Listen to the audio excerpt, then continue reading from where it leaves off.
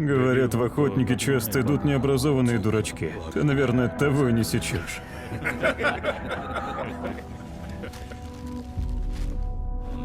В пакете лежат не деньги.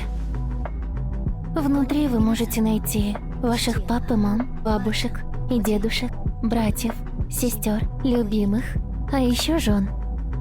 Их глаза.